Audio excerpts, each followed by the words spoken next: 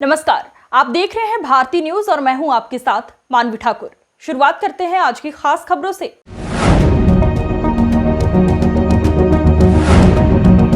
इंदौर में नगर निगम के द्वारा राजवाड़ा क्षेत्र के आसपास के क्षेत्रों में व्यापारी संगठनों की मांग के अनुरूप पथकर विक्रेताओं पर कार्रवाई पिछले कई दिनों से लगातार की जा रही है। इसी को लेकर वरिष्ठ अधिवक्ता ने नगर निगम कर्मचारियों, पुलिसकर्मियों और क्षेत्रीय बाहुबलियों पर निशाना साधा है। दरअसल राजवाड़ा के आसपास सड़क पर व्यापार करने वालों के खिलाफ 13 व्यापारिक संगठनों के द्वारा लामबंद होकर पुलिस और नगर निगम में शिकायत की गई थी, जिसके बाद नगर निगम ने कार्रवाई करते हुए पथकर विक्रेताओं को हटाया था। साथ ही आसपास के व्यापारिक क्षेत्र में भी दुकानों के आगे अतिक्रमण को हटाने की कार्रवाई नगर निगम द्वारा की गई थी। निगम द्वारा की गई इसी कार्रवाई पर वरिष्ठ अधिवक्ता प्रमोद कुमार द्विवेदी ने सवाल खड़े किए हैं। उन्होंने कहा कि कांग्रेस शासन में जो नियम आजीविका अधिनियम के तहत बने थे उसका उल्लंघन किया जा रहा है।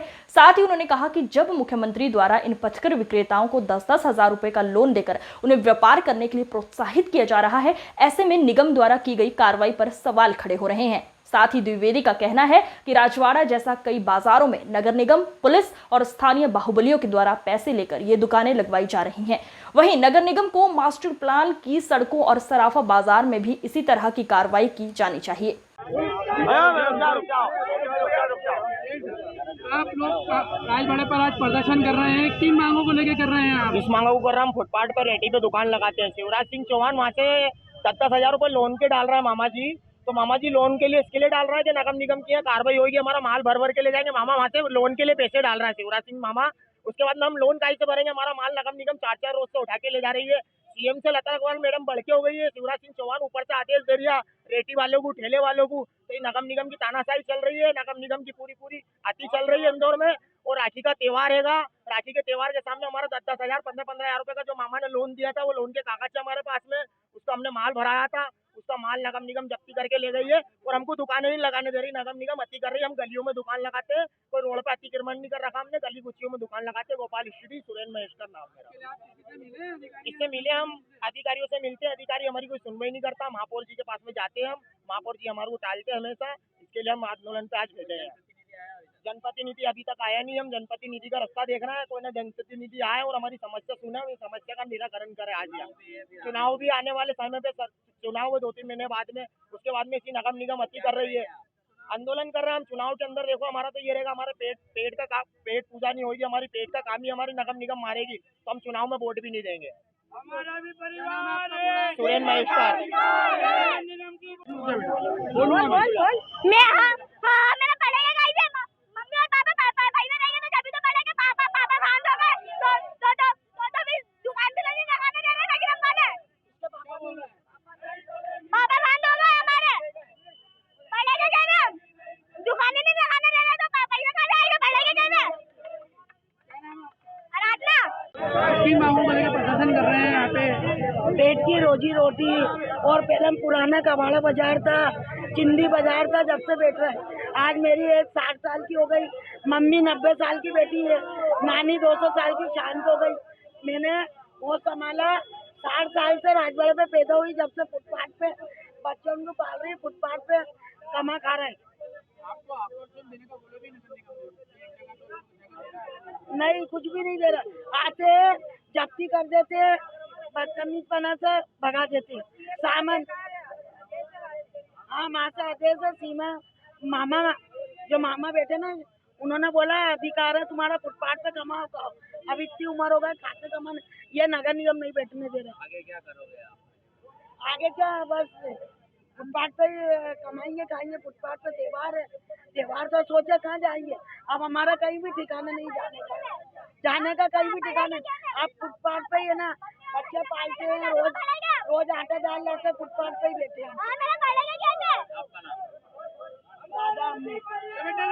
आज आपने प्रेस वार्ता रखी है, क्या है मुद्दा?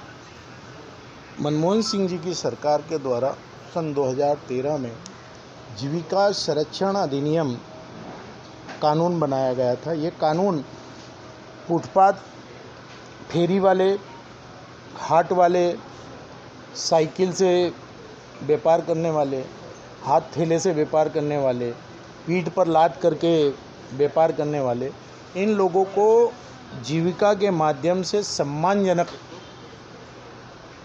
जीविका और निर्वहन हो सके, कानून के अनुसार ये लाइसेंस ले सकें।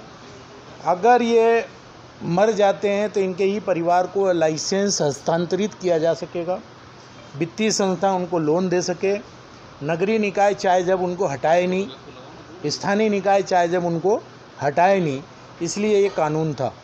मध्य प्रदेश में ये कानून लागू नहीं हुआ। फलस्वरूप आप लोग लगातार देखेंगे कि शोषण जारी है। जिस बाज़ार में नेतागिरी चल पड़ी, पुलिस से सेटिंग हो गई, नगर निगम के अधिकारियों को माल दे दिया गया, वहाँ बाज़ार सड़क पर चलेगा। मालवा मिल इसका उदाहरण, सराफा इसका उदाहरण, छावनी इसका उदाहरण, अन्य क्षेत्र इसके उदाहरण हैं। परंतु अगर राजनीतिक जोड़ तोड़ पकड़ा गया, व्यापारियों ने मांग की, तो अतिक्रमण मुहिम के नाम पर कार्रवाई की जाती है। इंदौर में 2-3 दिन से हो रही है। मेरा सवाल यह है कि माननीय मुख्यमंत्री जी इन फेरी वालों को 10,000 रुपये, हाथ थैली वाले को 10,000 रुपये का अनुदान देते हैं। अगर ये अतिक्रमणकारी हैं, गैर कानूनी काम करने वाले हैं, तो 10,000 रुपये का अनुदान क्यों? 10,000 रुपये का अनुदान क्यों? इसका मतलब आप चोर को पुरस्कृत कर रहे हैं। और अगर ये अतिक्रमणकारी नहीं है तो इनको लाइसेंस दिया जाए। कारपोरेशन के अधिकारी लाखों रुपए रोज की वसूली करते हैं अवैध रूप से। पुलिस थाने बंधे हुए हैं। भारतीय जनता पार्टी का लोकल नेता वहाँ बंधा हुआ है। हर क्षेत्र में इनका एक एक नेता तैनात है। ये लोग बाज़ार से पैसा उगाते हैं और अस्थायी बाज़ार मार्केट चलाते हैं। हमारा सीधा सीधा आरोप है, अगर इस नियम के अनुसार लाइसेंस जारी कर दिया जाता तो उसमें यह कायदा और कानून है कि प्रशासन चिन्हित करता कि आपको यहीं व्यापार करना है, यातायात पुलिस चिन्हित करती कि यहीं व्यापार करना है, नगरीय निकाय चिन्हित करती कि यहीं व्यापार करना है। उसके आधार पर अतिक्रमण से भी मुक्ति मिलती और इस प्रकार की कार्रवाई से भी मुक्ति मिलती। ये दोहरा चरित्र है शिवराज सिंह का और उनकी सरकार का और भारतीय जनता पार्टी। आज की खबरों में बस इतना ही। देखते रहिए भारती न्यूज़। नमस्कार।